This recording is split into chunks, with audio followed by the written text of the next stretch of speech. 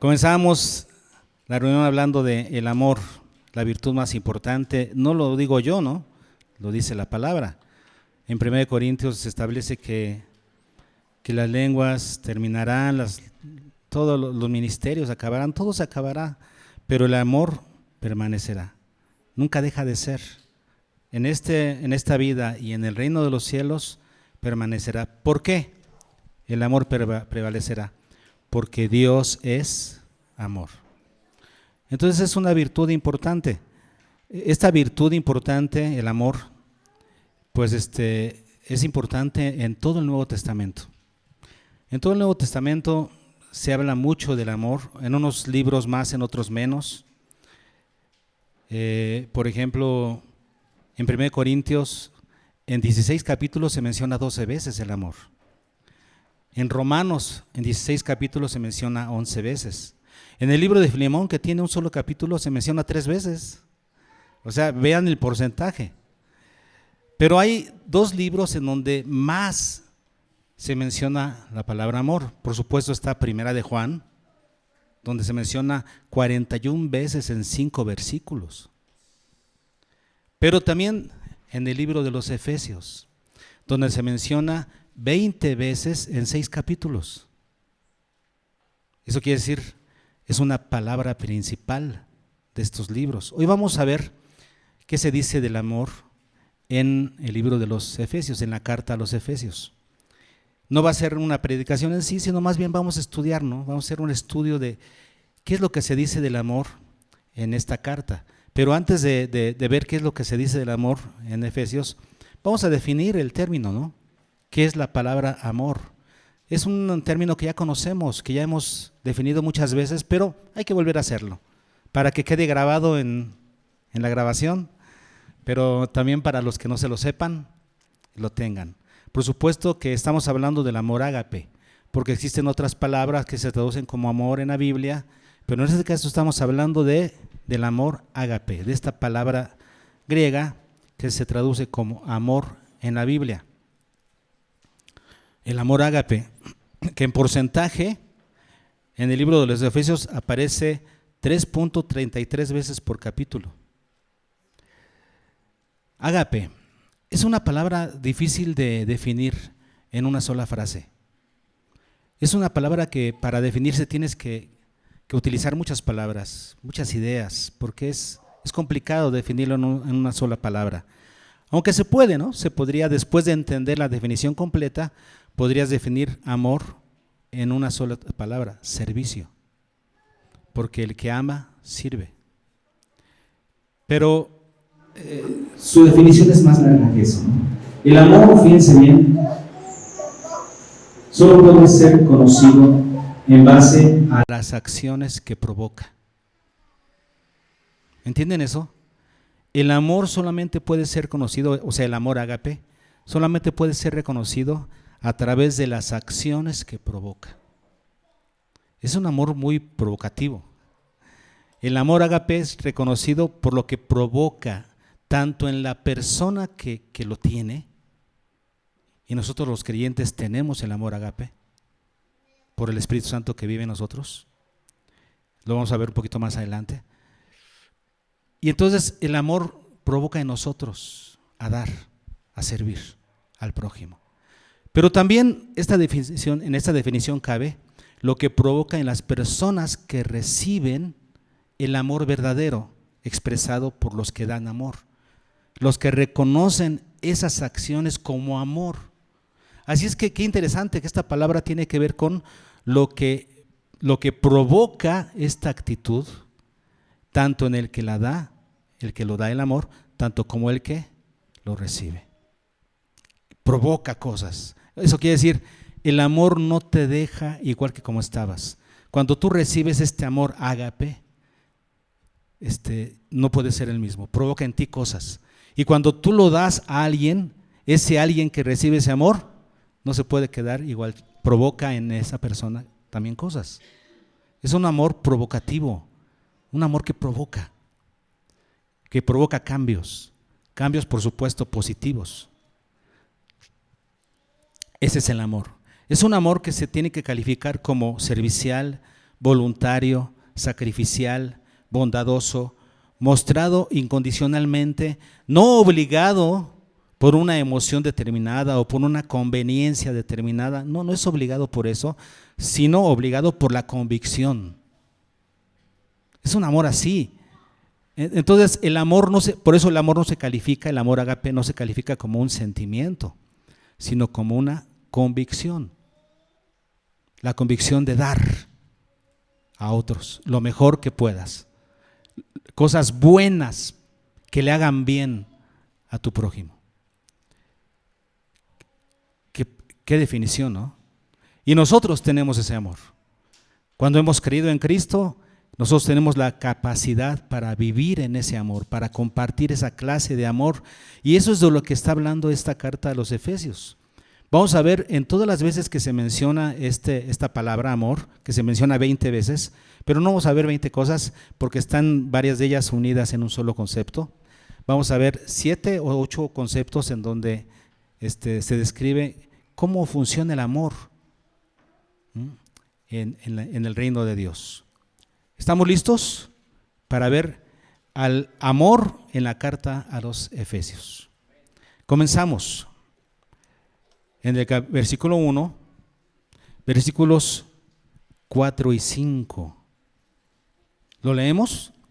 Dice, según nos escogió en Él, antes de la fundación del mundo, para que fuésemos santos y sin mancha delante de Él, en amor habiéndonos predestinado para ser adoptados hijos suyos por medio de Jesucristo, según el puro afecto de su voluntad. ¿En dónde encuentran la palabra amor aquí? ¿No lo tenían? ¿Efesios? ¿Dónde está?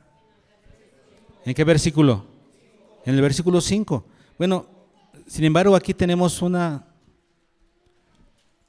situación que se da aquí, porque en este caso, los traductores de la Reina Valera pusieron en amor, al empezar el versículo 5, lo cual implica que en amor tiene que ver con la predestinación del Señor para ser adoptados hijos suyos. Entonces, si en amor es parte del versículo 5, nos está hablando de la motivación divina para adoptarnos como hijos.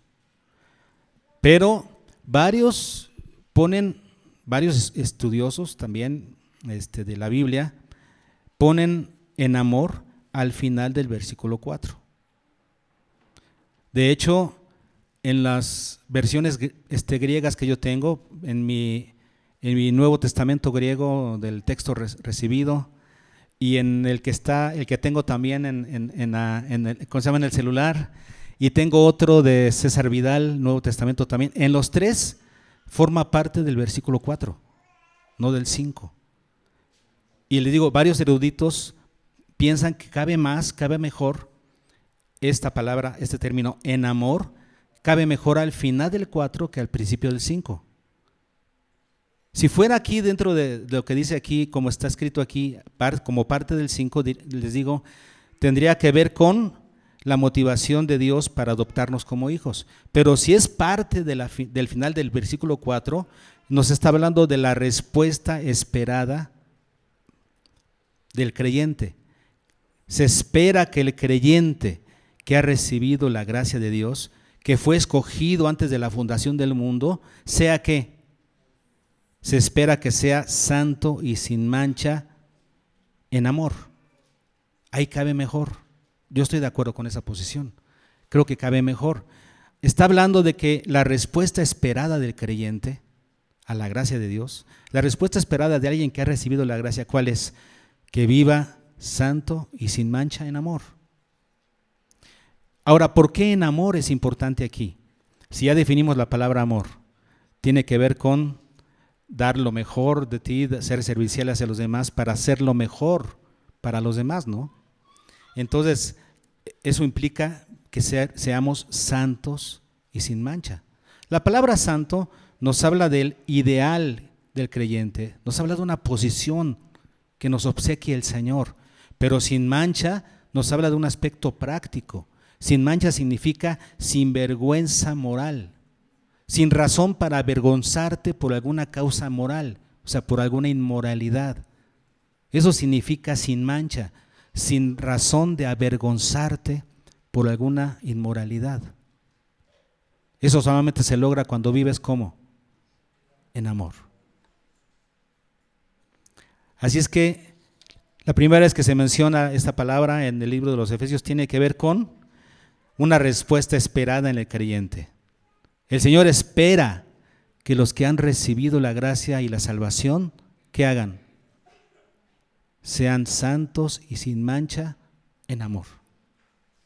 Es algo que se espera, es un fruto que se espera del creyente. Y si es un fruto, es algo que esperas, ¿no? Porque tú cuando siembras un árbol, yo recuerdo cuando en México fuimos, la familia, todavía estaban chiquitos mis hijos, y Eli quería unos árboles que nos vendieron por allá, un ciruelo. ¿Les suena? El ciruelo que trajimos de México y que ahora nos está dando un montón de ciruelos que ustedes ya probaron. Ese fue un árbol escogido por nosotros para nuestro jardín. Dijimos, queremos ciruelos en el jardín. Entonces los estuvimos sembrando, los estuvimos procurando para que cada año nos dé fruto. Es un fruto esperado, lo escoges para que dé fruto. Nosotros somos escogidos para llevar fruto. Y el fruto que se espera de nosotros es que seamos santos y sin mancha. Y solamente se logra ese estilo de vida, ¿cómo? En amor. ¿Ok? Sigamos buscando a ver qué más dice el libro de los Efesios acerca del amor.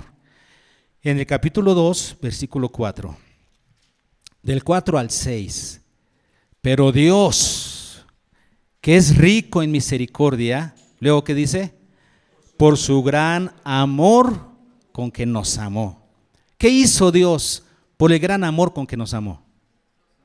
Dice, aún estando nosotros muertos en pecados, y hizo 3 cosas. Esto ya lo prediqué hace poco, a ver si se acuerdan.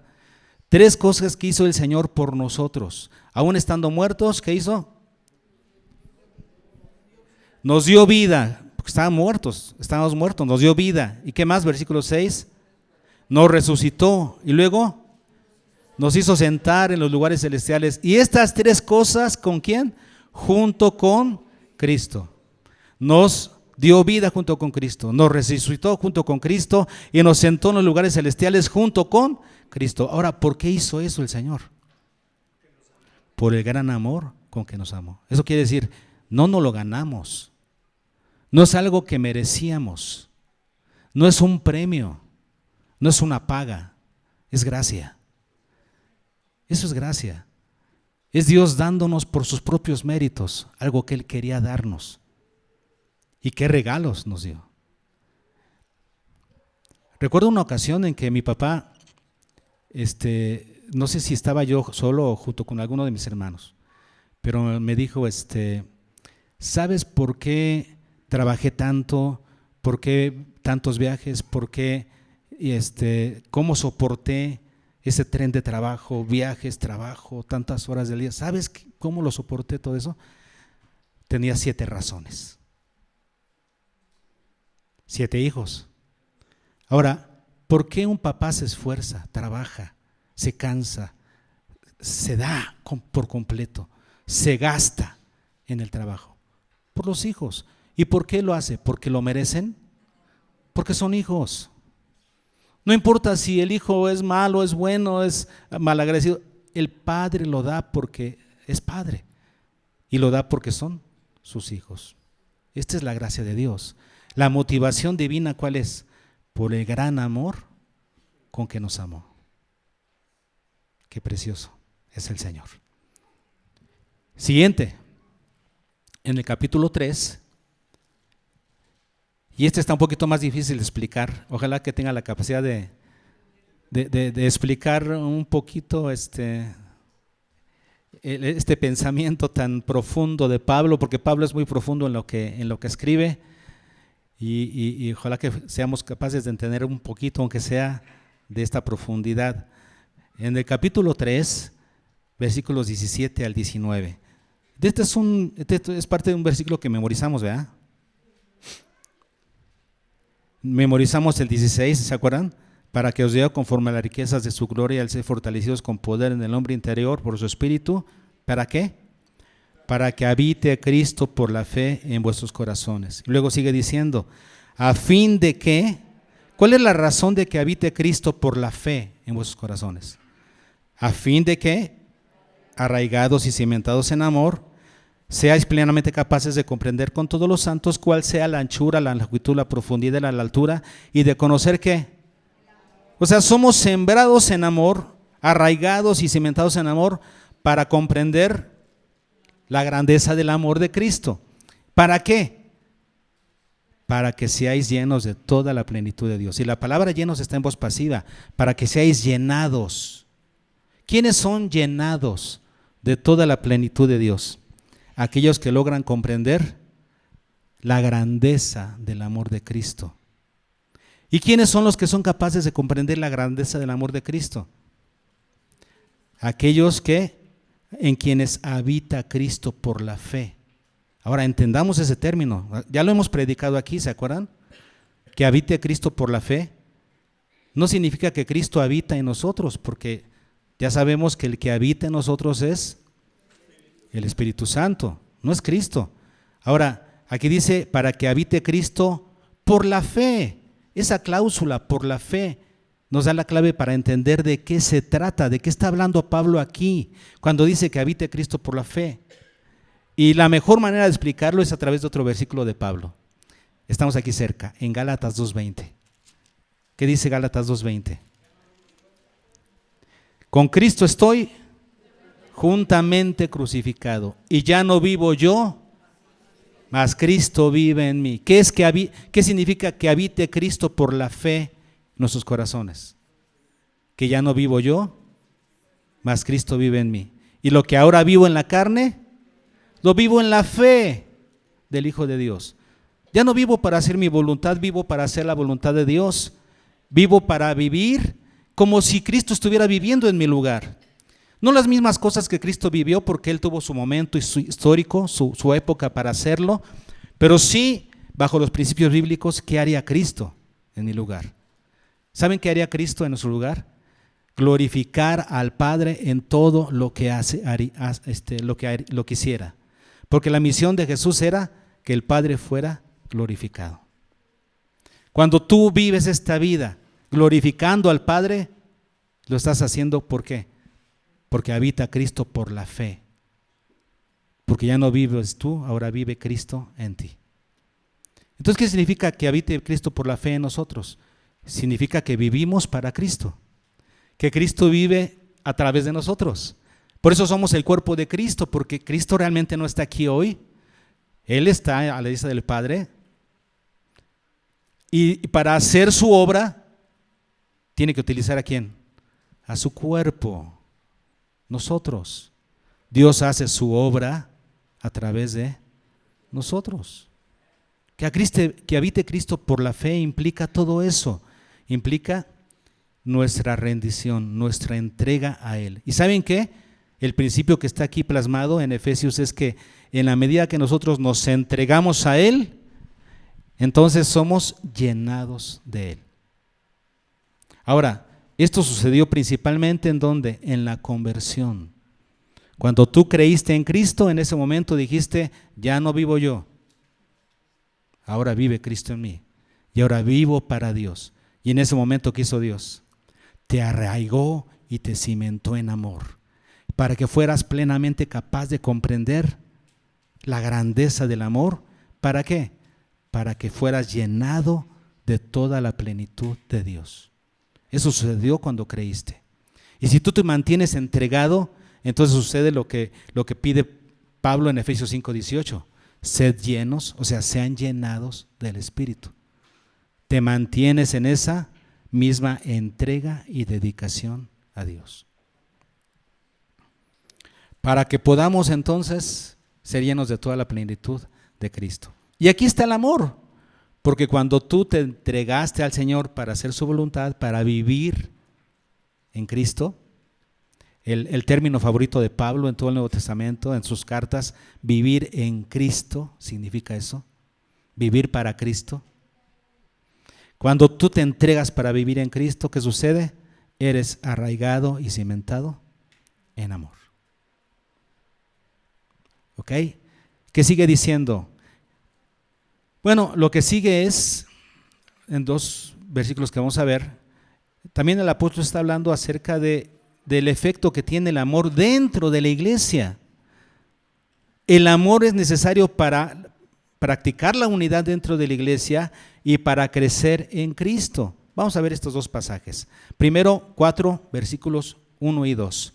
Yo pues, preso en el Señor, os ruego que andéis como es digno de la vocación con que fuisteis llamados. ¿Cuál es la vocación con que fuimos llamados? ¿Fuimos llamados a qué? Bueno, versículo 3, solícitos en guardar la unidad. ¿En qué consiste esta vocación? En que aprendamos a vivir en unidad. Ahora, para poder vivir en unidad, ¿qué necesitamos?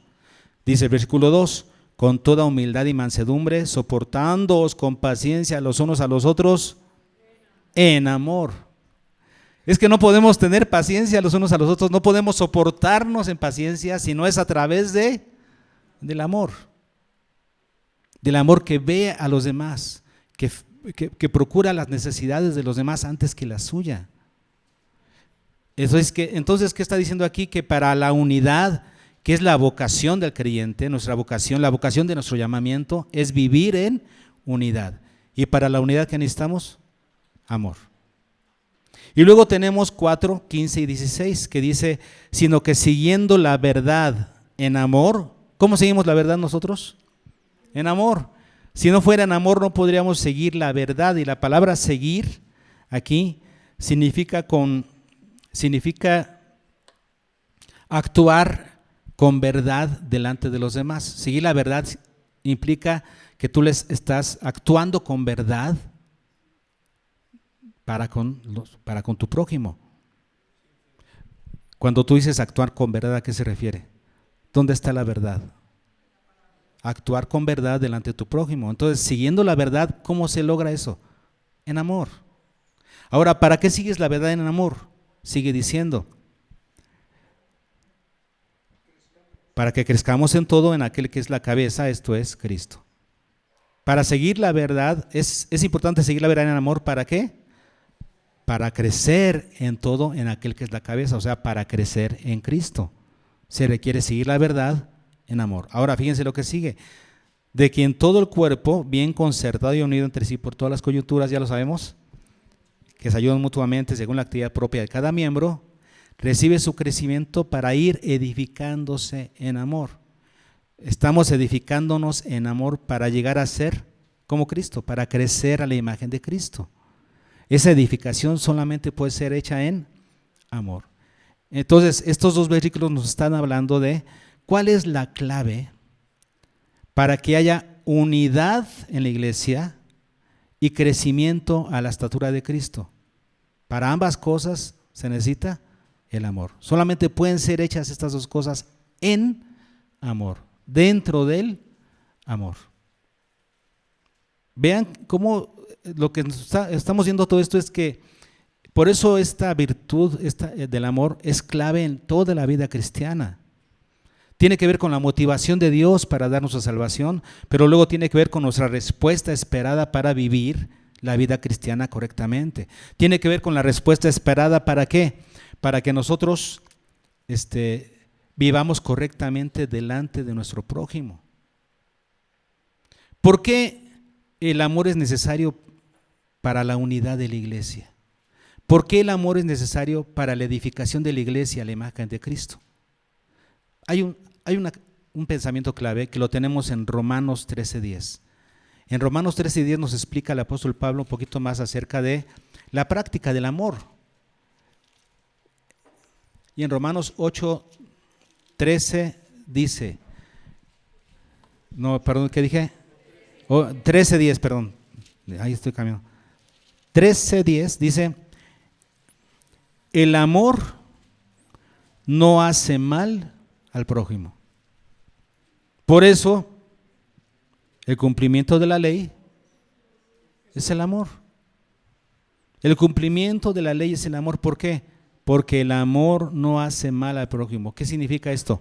Aquellos que aprenden a amar, que saben amar con amor ágape, entonces cuidan todas sus acciones para no dañar la fe de su hermano. ¿Se dan cuenta de por qué el amor es necesario para la unidad de la iglesia y para la edificación? El amor no hace mal al prójimo. ¿Qué clave es esto? El amor es necesario para la unidad y para la edificación. Seguimos con el siguiente versículo. Vamos al capítulo 5, Efesios 5, versículo 2. El amor es nuestra meta como imitadores de Dios. Hoy lo aprendimos. ¿Qué dice? Sed pues imitadores de Dios como hijos amados. ¿Qué se espera de nosotros como hijos amados? Se espera que imitemos a nuestro Padre. ¿Y en qué lo vamos a imitar? Y andad en amor. ¿Cómo imitamos a Dios? Andando en amor. Andando significa teniendo un estilo de vida de amor. ¿Y cuál es nuestro modelo? ¿Quién es nuestro modelo del amor? Como también Cristo nos amó y se entregó a sí mismo por nosotros, ofrenda de sacrificio a Dios en olor fragante. Así es que Dios es nuestro modelo, Jesús es nuestro modelo para aprender a amar en los aspectos prácticos de la vida. En todas las relaciones de nuestra vida tenemos que aprender a amar. Y el modelo para ello es Cristo. Por ejemplo, aquí mismo en Efesios, el amor de Cristo es el modelo ¿para quién? Para los esposos. En el capítulo 5 ahí estamos, pero en los versículos 25 dice: maridos, amad a vuestras mujeres, así como Cristo amó a la iglesia y se entregó a sí mismo por ella. Cristo es el modelo para los esposos. Esposos, ¿quieres aprender cómo amar a tu esposa? ¿De quién aprendes mejor? ¿Del vecino? ¿De otros modelos humanos? Sí, puede ser, si son buenos, si esos modelos siguen a Cristo. Pero nuestro modelo es Jesús, es Cristo. Él nos enseña cuál debe ser el trato del esposo para la esposa, y debe ser como el de Cristo, que se entregó por la iglesia, sacrificialmente por la iglesia. También dice el versículo 28: así también los maridos deben amar a sus mujeres como a sus mismos cuerpos. El que ama a su mujer a sí mismo se ama. ¿Se dan cuenta? Y el versículo 33: por lo demás, cada uno de vosotros ame también a su mujer como a sí mismo. Es que tenemos las claves para aprender a amar. Y no, esto es solamente un ejemplo. Cristo es el modelo para los esposos, sí, pero Jesús también es el modelo para todas nuestras relaciones interpersonales. La meta es que aprendamos a amar al prójimo. ¿Y sabes cuál es una fórmula, una guía para que sepas si estás amando correctamente a tu prójimo? ¿Sabes cuál es? 1 Corintios 13. Cuando tú entiendes que 1 Corintios no es una definición del amor, sino cómo se aplica el amor a las relaciones interpersonales. ¿Se acuerdan que hemos hecho este ejercicio? Cuando tú, en vez de ponerle el amor, le pones tu nombre y recitas esto, aplicándole a ti mismo, y entonces dices, aquí te das cuenta si estás aplicando el amor a tus relaciones con tu prójimo. Por ejemplo, cuando dice, versículo 7, desde el del 4, ¿verdad? Desde el 4. En vez de decir el amor es sufrido, le pongo mi nombre. Ramón es sufrido en la relación con su prójimo. O sea, sabe recibir el sufrimiento sin devolver el trancazo. Los que no saben recibir el sufrimiento, ¿qué hacen? Cuando alguien les imprime algo de sufrimiento, algo de dolor, ¿qué hacen? Regresan el trancazo. No, el amor es sufrido. ¿Qué significa? Se queda, sabe recibir el sufrimiento sin regresar el golpe. Ramón es benigno. O sea, no solamente no regresa el golpe, sino que responde con benignidad, con cosas buenas. ¿Se dan cuenta cómo el Salmo del Amor nos ayuda para evaluarnos si estamos viviendo en amor para con el prójimo? Ramón no tiene envidia, ¿no? Ramón no es jactancioso. Ramón no se envanece. Es que sí, a veces sí. Ramón no hace nada indebido. El amor no hace mal al prójimo. Ramón no busca lo suyo. No se irrita. Ramón no guarda rencor cuando le hacen daño. ¿Quieres saber si sabes amar? Si estás aplicando el amor ágape a tus relaciones. Ramón no se goza de la injusticia del prójimo, se goza de la verdad. Ramón todo lo sufre. Ramón todo lo cree, todo lo espera y todo lo soporta. Esta es la evaluación que necesitamos hacernos todos los días para saber si estamos viviendo en amor. La meta es que seamos imitadores de Dios como hijos amados, viviendo en amor. Siguiente, capítulo 6, en Efesios 6, versículo 23. El penúltimo versículo de la carta. ¿Qué está haciendo ahí el apóstol Pablo? Está dando su despedida a los hermanos. Este es un modelo de cómo deberíamos despedirnos entre nosotros. Cuando nos despedimos de los hermanos, ¿qué les decimos? Dios te bendiga. Pero ya es como muy mecánico, ¿no? Dios te bendiga. Ya es mecánico decirlo. Y a veces decimos Dios te bendiga y pensamos que te muerda un perro, que te quiebres una pierna. Y no estoy diciendo que tengas éxito, ¿eh? Ok. Paz sea a los hermanos y amor con fe de Dios Padre y del Señor Jesucristo. El deseo de Pablo, ¿cuál es? Que ustedes de parte de Dios y del Señor Jesucristo, fíjense, tengan amor con fe.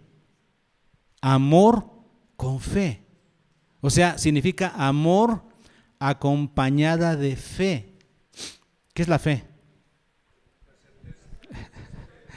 La fe es una convicción, es vivir con convicción, una convicción basada en la palabra de Dios, basada en lo que dice la palabra de Dios, tanto en teología práctica como la de la otra, o sea, quiero decir comportamiento. Eso es amor con fe. ¿Qué está diciendo aquí? Amor es servicio, es entrega, es sacrificio. Que tengamos de parte de Dios amor con fe. Ese es el deseo. Ahora, ¿por qué no dice Pablo que tengan ustedes amor con emoción?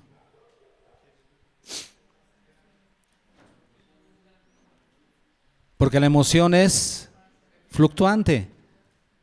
Si le decimos a Dios, Señor, ámame con emoción, entonces cuando tenga ganas lo va a hacer y cuando no lo va a hacer. No, Dios no da amor así. Su amor es con fe, o sea, basada en sus convicciones. Amor basado en las convicciones. Que el amor de Dios basado en sus convicciones sea con ustedes. Eso es. ¿Qué les parece? Es como en el matrimonio. Prometiste estar con tu esposa, con tu esposo, en las buenas y en las malas, hasta que la muerte los separe. Es un amor con convicción, no con emociones. Aquellos que no entienden este principio y tienen un amor emocional, ¿qué sucede? Pues piensan a cada rato en el divorcio, como la opción más rápida, más... No, cuando tú entiendes el amor con fe, entonces el divorcio no es parte de tus opciones, no hay opción. Tú tienes un amor con convicción por tu pareja y estás con ella en las buenas y en las malas, hasta que la muerte nos separe. Así es con Dios. Vean qué bonito deseo, que el amor con fe sea con ustedes, de parte de Dios y del Señor Jesucristo. Y por último, 6:24. La gracia sea con todos los que aman a nuestro Señor Jesucristo, pero ¿cómo? O sea, los que no aman a Dios con amor inalterable, la gracia no es con ellos. La gracia es con los que aman a Dios con amor inalterable. Aquí la palabra significa a los que aman al Señor en incorrupción. Esa es originalmente la palabra que se utiliza ahí. La gracia del Señor sea con los que aman al Señor Jesucristo en incorrupción. O sea, un amor auténtico, un amor interminable, un amor incorruptible, que no se degenera. No está hablando de la cantidad de amor, porque nuestro amor comparado con el de Dios pues, es pequeñito, nos quedamos cortos, pero sí es un amor constante. Aquí me acuerdo, por ejemplo, de cuando Jesús va con Pedro, después de que Pedro falló y negó a Jesús 3 veces, y el Jesús resucitado se presenta a sus discípulos en la playa, y después de que les calientan los pescados ahí para que todos coman, se va aparte con Pedro, y le dice: Pedro, ¿me amas? ¿Se acuerdan de eso? Pedro, ¿me agapeas? ¿Me amas con amor ágape? ¿Y qué le responde Pedro? No, Pedro no engaña a Jesús. Él le dice: tú sabes que te fileo, Señor. Te amo con amor filos. No es un amor perfecto, pero es un amor constante. Es un amor incorruptible. No es el mismo amor que tú mostraste para conmigo, imposible. No sé amar como tú, Señor. Pero mi amor es constante e incorruptible. Te amo hasta la muerte. No igual que como tú me amaste. No, pero sí es constante, Señor. Tú sabes. Le preguntó 3 veces. Y la tercera vez Pedro le dice: Señor, tú sabes todas las cosas y sabes que te amo. No con amor perfecto, pero sí con amor interminable, auténtico, incorruptible. La gracia de Jesucristo es con los que aman a Dios así, con amor incorruptible. ¿Amas así a Dios? ¿Qué aprendimos, hermanos? Aprendimos que la respuesta esperada del creyente es que viva en amor. Aprendimos que la motivación de Dios para darnos su gracia es su gran amor con que nos amó. Aprendimos que el medio para ser llanados de Dios tiene que ver con vivir en amor. Aprendimos que la clave para vivir como es digno de la vocación de nuestro llamamiento, vivir en unidad, es el amor. La clave para la edificación mutua es el amor. La meta como imitadores de Dios es andar en amor. El deseo con el que debemos despedirnos unos a otros es el amor con fe. Sea con nosotros. Y aprendimos que la gracia es para los que aman a Dios en incorrupción, con amor inalterable. El amor, hermanos, es parte de la vida cristiana. El amor lo recibimos cuando creímos, porque dice Romanos que el amor de Dios fue derramado, Romanos 5:5, el amor de Dios fue derramado en nuestros corazones por el Espíritu Santo que nos fue dado. El día que creíste y recibiste el Espíritu Santo, fue derramado el amor ágape en ti. Tienes el amor de Dios. Y ese amor, hermanos, como dijimos al principio de la predicación, ese amor te provoca a amar a tu prójimo de la misma manera. Estamos aprendiendo a amar. No somos perfectos en el amor, pero estamos aprendiendo a amar como Cristo nos amó. Andemos en amor. Y aprendimos que la mejor manera de que el amor de Dios sea derramado en nosotros es a través de entregarnos completamente al Señor. Por eso vamos a terminar cantando Yo me rindo a Él. Póngase de pie.